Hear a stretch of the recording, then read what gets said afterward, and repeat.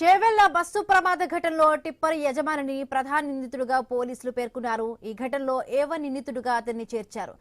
Tipper overload వల్లే ప్రమాదం జరిగిందని పోలీసులు నిర్ధారించారు.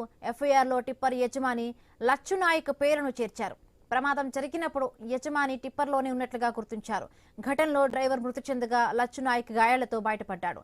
నవంబర్ 3న బస్సును టిప్పర్ ఢీకొనడంతో ప్రమాదం జరిగి 18 మంది మృతి చెందారు.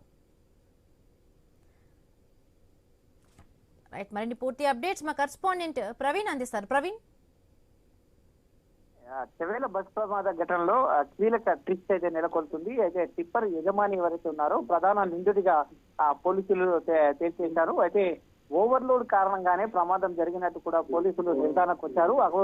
ఆ యొక్క ఏదైతే ప్రమాదం జరిగినప్పుడు ఆ యొక్క టిప్పర్ ఏదైతే ఉందో ఆ యొక్క టిప్పర్ వేగంగా వస్తున్న కారణంగానే బస్సులో ఉన్నటువంటి మొత్తం తొలుగా కూడా చాలా మంది వరకు మృతి చెందారంటూ కూడా ప్రాథమిక నిర్ధారణకు వచ్చిన క్రమంలో కూడా టిప్పర్ యజమాని లడ్డు నాయక్ పేరునే తాజాగా ఎఫ్ఐఆర్ లో కూడా పోలీసులు చేర్చడం జరిగింది. అయితే ఈ నేపథ్యం చూసుకుంటే కనుక ప్రమాద సమయంలో టిప్పర్ లో ఉన్న ఆ ఓనర్ కూడా మృతి చెందినట్టుగా తెలుస్తుంది. ఇంకో డ్రైవర్ సహాయక డ్రైవర్ ఎవరైతే ఉంటారో గాయాలతోని అయితే బయటికి దూకిన పరిస్థితుల్లో తీవ్ర గాయాలతో ఉన్నటువంటి వ్యక్తికి మొత్తం హాస్పిటల్ చికిత్స అందించారు. ఈ నెల చూసుకుంటే నవంబర్ 3న టిప్పర్ ఆర్టీసీ బస్సు ఢీకొన్న ఘటనలో 18 మంది మృతి చెందారు. ఈ దానికి సంబంధించినటువంటి ఎఫ్ఐఆర్ లో కూడా నూతనంగా ఇప్పుడు ఆ యొక్క టిప్పర్ యజమాని పేరుని చేర్చడం కూడా ఒక ట్విస్ట్ నెలకొందని తెలుస్తుంది. అయితే ఓవర్లోడ్ కారణంగా అండ్ అనదర్ వన్ చాలా ఫాస్ట్ గా వేగంగా వస్తున్నటువంటి క్రమం లోపలనే ఈ యొక్క ప్రమాదం జరిగినట్టు కూడా పోలీసులు తెలిపారు.